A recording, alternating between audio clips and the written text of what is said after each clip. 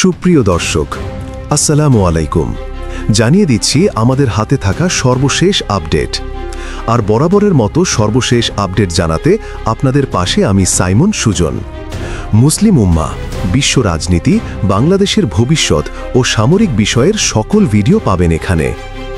গোপন মানচিত্র ফাঁস, পাকিস্তানের সহযোগিতায় বাংলাদেশের নতুন সীমান্ত কৌশল প্রকাশ, চরম উত্তেজনা ভারত। ঢাকায় একটি সৌজন্য সাক্ষাৎ, আর তারপরেই নয়াদিল্লির মসনদে তীব্র এক ঝাঁকুনি। আলোচনার কেন্দ্রে একটি বই, যার প্রচ্ছদে থাকা একটি মানচিত্র ভারতের উত্তর পূর্বাঞ্চলের ঘুম কেড়ে নিয়েছে। প্রশ্ন উঠছে, তবে কি পাকিস্তানের সাথে হাত মিলিয়ে ভারতের সেভেন সিস্টার্স দখলের কোনো গোপন পরিকল্পনা আসছে বাংলাদেশ? ঘটনার শুরু যখন বাংলাদেশের প্রধান উপদেষ্টা ডক্টর মোহাম্মদ ইউনুসের সঙ্গে ঢাকায় সাক্ষাৎ করেন পাকিস্তানের জয়েন্ট চিফ অফ স্টাফ কমিটির চেয়ারম্যান জেনারেল সাহির শামশাদ মির্জা। এটি ছিল একটি সৌজন্য সাক্ষাৎ, যেখানে দুই দেশের মধ্যে বাণিজ্য, বিনিয়োগ এবং প্রতিরক্ষা ক্ষেত্রে সহযোগিতা বাড়ানোর বিষয়ে আলোচনা হয়। বৈঠক শেষে জেনারেল মির্জাকে একটি বিশেষ বই উপহার দেন ডক্টর ইউনুস। বইটির নাম the art of triumph, graffiti of Bangladesh new dawn. আর এই বইয়ের প্রচ্ছদই এখন ভারত জুড়ে বিতর্কের আগুন জ্বালিয়ে দিয়েছে। বইটির প্রচ্ছদে বাংলাদেশের যে মানচিত্র ব্যবহার করা হয়েছে, সেখানেই লুকিয়ে আছে ভারতের আসল আতঙ্কের কারণ। সেই মানচিত্রে ভারতের উত্তর পূর্বাঞ্চলের 7টি রাজ্য, যা সেভেন সিস্টার্স নামে পরিচিত, তার একটি বড় অংশকে বাংলাদেশের ভূখণ্ডের সঙ্গে যুক্ত দেখানো হয়েছে। আসাম, ত্রিপুরা, মেঘালয় সহ কয়েকটি অঞ্চলকে বাংলাদেশের অংশ হিসেবে দেখানো এই মানচিত্রটি মূলত ঐতিহাসিক সুলতানাতি বাংলা বা শাহী বাংলা ধারণার উপর ভিত্তি করে তৈরি। 1352 থেকে 1576 সাল পর্যন্ত এই স্বাধীন মুসলিম সালতানাতের অধীনে বাংলার সীমানা আজকের থেকেও অনেক বিস্তৃত ছিল। ভারতের পূর্ব ও উত্তর পূর্বের বিশাল এলাকা এবং মিয়ানমারের কিছু অংশ এর অন্তর্ভুক্ত ছিল। ডক্টর ইউনুসের উপহার দেওয়া বইটিতে সেই বৃহত্তর বাংলাদেশের মানচিত্রই ফুটিয়ে তোলা হয়েছে, যা নয়াদিল্লির জন্য এক অকল্পনীয় দুঃস্বপ্ন। এই ঘটনায় ভারতীয় সোশ্যাল মিডিয়া থেকে শুরু করে মূলধারার গণমাধ্যম পর্যন্ত তোলপাড় শুরু হয়েছে। বিশেষভাবে ভারতে চিরশত্রু পাকিস্তানের একজন শীর্ষ জেনারেলের হাতে এই ধরনের একটি মানচিত্র সম্বলিত বই তুলে দেওয়ায় ক্ষোভে ফুঁসছে ভারতীয়রা। তাদের অভিযোগ, ডক্টর ইউনুসের এই পদক্ষেপ বৃহত্তর বাংলাদেশ ধারণার প্রতি একটি সুস্পষ্ট সমর্থন, যা অতীতে বিভিন্ন ইসলামপন্থী গোষ্ঠী প্রচার করত।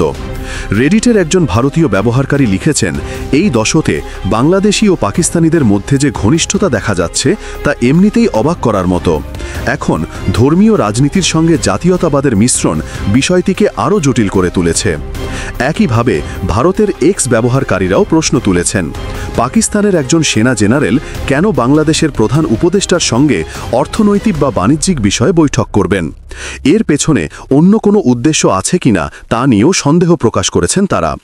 যদিও ভারতের পররাষ্ট্র মন্ত্রণালয় এ বিষয়ে এখনও কোনো আনুষ্ঠানিক প্রতিক্রিয়া জানায়নি, তবে দিল্লির কূটনীতিক সূত্রগুলো বলছে তারা পুরো বিষয়টির ওপর কড়া নজর রাখছে। কারণ বৃহত্তর বাংলাদেশের মতো একটি স্পর্শকাতর বিষয়ের সঙ্গে যখন কোনো দেশের রাষ্ট্রপ্রধানের নাম জড়িয়ে যায়, তখন তা স্বাভাবিকভাবেই বড় ধরনের কূটনৈতিক অস্বস্তির জন্ম দেয়। আসলে বাংলাদেশ ও পাকিস্তানের মধ্যে সম্পর্ক উন্নয়ন নিয়ে ভারত সবসময় চিন্তিত থাকে। দক্ষিণ এশিয়ার ভূ রাজনীতিতে ভারত চায় তার পূর্ব এবং পশ্চিম দুই সীমান্তেই তার নিয়ন্ত্রণ বজায় থাকুক। কিন্তু বাংলাদেশের সঙ্গে পাকিস্তানের সম্পর্ক যদি শক্তিশালী হয়ে ওঠে, তবে ভারতের জন্য তা এক যুগে একাধিক দিক থেকে বিপদ ডেকে আনতে পারে। ভারতও বাংলাদেশকে তার পূর্বাঞ্চলীয় নিরাপত্তা ব্যবস্থার একটি অপরিহার্য অংশ হিসাবে দেখে।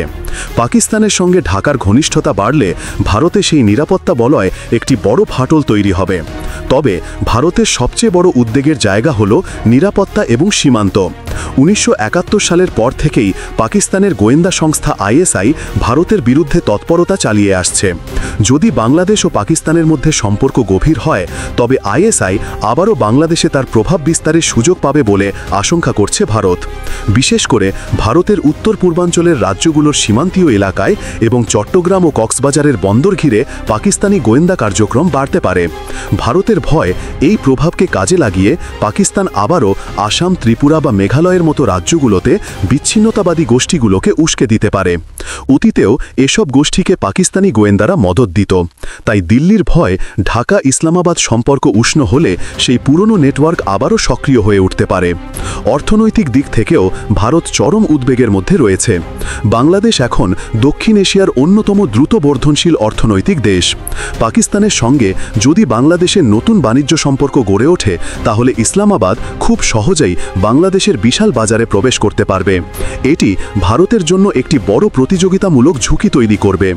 ভারত সবসময় চেয়েছে দক্ষিণ এশিয়ার বাণিজ্যে বাংলাদেশ যেন দিল্লির ওপরেই নির্ভরশীল থাকে, কিন্তু পাকিস্তান যদি সেই জায়গায় ভাগ বসায়, তাহলে ভারতের অর্থনৈতিক প্রভাব স্বাভাবিকভাবেই কমে আসবে। বিশেষ করে পোশাক, ঔষধ এবং কৃষিপণ্যের ক্ষেত্রে পাকিস্তান একটি বড় প্রতিযোগী হয়ে উঠতে পারে। এর ফলে দক্ষিণ এশিয়ায় ভারতের যে একচেটিয়া বাণিজ্যিক প্রভাব রয়েছে তা ভেঙে যেতে পারে, যা দিল্লি কোনোভাবেই হতে দেবে না। ইসলামী বিশ্বের রাজনীতিতেও এই নতুন সম্পর্কের বড় প্রভাব রয়েছে। পাকিস্তান বহু বছর ধরেই মুসলিম বিশ্বের নেতৃত্বে আসার চেষ্টা করছে। বিশাল মুসলিম জনসংখ্যার দেশ বাংলাদেশ যদি পাকিস্তানের পাশে দাঁড়ায়, তাহলে অর্গানাইজেশন অফ ইসলামিক কোঅপারেশন বা OIC এর মতো প্ল্যাটফর্মে পাকিস্তানের অবস্থান আরও শক্তিশালী হবে। এটি ভারতের মুসলিম কূটনীতির জন্য একটি বড় চ্যালেঞ্জ। ভারত একদিকে নিজেকে একটি বহু ধর্মীয় সহনশীল রাষ্ট্র হিসাবে তুলে ধরতে চায়, অন্যদিকে উপসাগরীয় দেশগুলোর সঙ্গেও সম্পর্ক ভালো রাখতে চায়। কিন্তু বাংলাদেশ ও পাকিস্তান যদি ইসলামী বিশ্বে এক সুরে কথা বলে, তবে ভারতের পক্ষে মুসলিম দেশগুলোর একতরফা সমর্থন পাওয়া কঠিন হয়ে পড়বে। বিশেষ করে কাশ্মীর ইস্যুতে বাংলাদেশ যদি পাকিস্তানের পক্ষে নরম অবস্থান নেয়, তাহলে আন্তর্জাতিক অঙ্গনে ভারতের ভাবমূর্তিতে বড় ধরনের ধাক্কা লাগবে। তবে ভারতের জন্য সবচেয়ে বড় মাথা ব্যথার কারণ হয়ে দাঁড়িয়েছে সামরিক এবং প্রতিরক্ষা সহযোগিতার বিষয়টি। পাকিস্তান এবং চীন দীর্ঘদিনের মিত্র। যদি পাকিস্তানের মাধ্যমে বাংলাদেশে চীনের প্রভাব আরও বৃদ্ধি পায়, তাহলে ভারতকে তার পূর্ব সীমান্তেও সরাসরি চীনা উপস্থিতির মোকাবেলা করতে হবে। এমনিতেই চীন বাংলাদেশের সবচেয়ে বড় প্রতিরক্ষা সরবরাহকারী দেশ। সাবমেরিন থেকে শুরু করে যুদ্ধজাহাজ সবকিছুই চীন বাংলাদেশকে সরবরাহ করছে। এর সঙ্গে যদি পাকিস্তান সামরিক প্রশিক্ষণ এবং গোয়েন্দা তথ্য বিনিময়ের মতো বিষয়গুলো যুক্ত করে, তাহলে ভারত দুই দিক থেকে ভয়ঙ্কর চাপের মুখে পড়বে। একদিকে পশ্চিম সীমান্তে চিরশত্রু পাকিস্তান, আর অন্যদিকে পূর্ব সীমান্তে চীন প্রভাবিত বাংলাদেশ। এই পরিস্থিতি ভারতের প্রতিরক্ষা পরিকল্পনাবিদদের রাতের ঘুম কেড়ে নেওয়ার জন্য যথেষ্ট। একেই বলা হয় টুইন ফ্রন্ট থ্রেট বা দ্বিমুখী সামরিক চাপ। এই নতুন সম্পর্ক দক্ষিণ এশিয়ার আঞ্চলিক রাজনীতির ভারসাম্যকেও বদলে দিতে পারে। বাংলাদেশ যদি পাকিস্তানের সঙ্গে সম্পর্ক উন্নত করে, তবে আঞ্চলিক সংগঠন সার্ক নতুন করে প্রাণ ফিরে পেতে পারে। ভারত দীর্ঘদিন ধরে পাকিস্তানের সঙ্গে বৈরিতার কারণে সার্ককে কার্যত অচল করে রেখেছে। কিন্তু ঢাকা ইসলামাবাদ সম্পর্ক উষ্ণ হলে সার্কে ভারতের একচেটিয়া নিয়ন্ত্রণ কমে আসবে। বাংলাদেশ ও পাকিস্তানের নেতৃত্বে সার্কের অন্য ছোট দেশগুলো মিলে একটি নতুন জোট গড়ে তুলতে পারে, যা ভারতের বিগ ব্রাদার সুলভ আচরণের বিরুদ্ধে একটি বড় প্রতিরোধ হিসাবে কাজ করবে। ভারতও ভয় পাচ্ছে যে একটি পাকিস্তান বাংলাদেশ চীন ত্রিভুজ তৈরি হলে দক্ষিণ এশিয়ায় তার কয়েক দশকের কূটনৈতিক আধিপত্য মুহূর্তেই ভেঙে পড়বে। এর প্রভাব পড়তে পারে ভারতের অভ্যন্তরীণ রাজনীতিতেও। পশ্চিমবঙ্গ এবং আসামের মতো রাজ্যগুলোতে বিপুল সংখ্যক মুসলিম জনসংখ্যা রয়েছে। পাকিস্তানের সঙ্গে বাংলাদেশের ঘনিষ্ঠতাকে ভারতের ক্ষমতাসীন দলগুলো বাহ্যিক ইসলামী প্রভাব হিসাবে দেখিয়ে নতুন করে রাজনৈতিক উত্তেজনা তৈরি করতে পারে। এটি সীমান্তে অস্থিতিশীলতা বাড়ানোর পাশাপাশি অভিবাসন, নাগরিকত্ব এবং ধর্মীয় পরিচয় নিয়ে নতুন করে সংঘাতের জন্ম দিতে পারে। সবশেষে আসা যাক সমুদ্র ও জ্বালানি নিরাপত্তার কথায়। পাকিস্তান ও বাংলাদেশ যদি সমুদ্র বন্দর এবং জ্বালানি সরবরাহের ক্ষেত্রে একে অপরকে সহযোগিতা করে, তাহলে বঙ্গোপসাগরীয় অঞ্চলে ভারত সরাসরি প্রতিযোগিতার মুখে পড়বে। উদাহরণস্বরূপ, পাকিস্তানের বাণিজ্যিক বা সামরিক জাহাজ যদি চট্টগ্রাম বা পায়রা বন্দর ব্যবহার করার সুযোগ পায়, তাহলে তা ভারতের নৌবাণিজ্য পথের উপর সরাসরি নজরদারির সুযোগ করে দেবে। ভারতের আশঙ্কা, চীনের এই সহযোগিতাকে কাজে লাগিয়ে ভারত মহাসাগরে তার স্ট্রিং অফ পার্লস অর্থাৎ মুক্তার মালা নীতিকে আরও শক্তিশালী করবে, যার মাধ্যমে ভারতকে চারদিক থেকে ঘিরে ফেলার পরিকল্পনা বাস্তবায়ন করা হচ্ছে।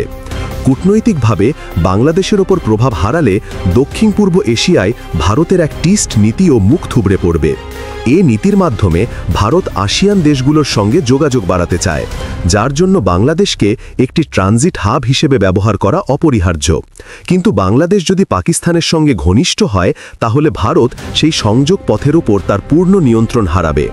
এর ফলে ভারতের উত্তর পূর্বাঞ্চলীয় রাজ্যগুলো বা সেভেন সিস্টার্স আরও বেশি বিচ্ছিন্ন হয়ে পড়ার ঝুঁকিতে থাকবে।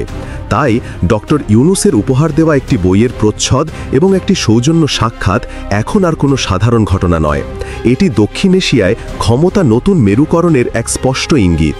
বাংলাদেশ তার সার্বভৌম সিদ্ধান্ত নেয়ার পথে হাঁটছে, আর তাতেই ভারতের বহু বছরের পরিকল্পনা এবং নিয়ন্ত্রণ হুমকির মুখে পড়েছে। নয়াদিল্লি এখন নীরব থাকলেও ভেতরে ভেতরে যে বড় ধরনের কূটনৈতিক ঝড়ের প্রস্তুতি চলছে তা স্পষ্ট। আগামী দিনে এ অঞ্চলের রাজনীতি কোন দিকে মোড় নেয় সেটা এখন দেখার বিষয়। ধন্যবাদ সুপ্রিয় বন্ধুগণ, আপনার মূল্যবান মতামত জানিয়ে দিন আমাদের কমেন্ট বক্সে।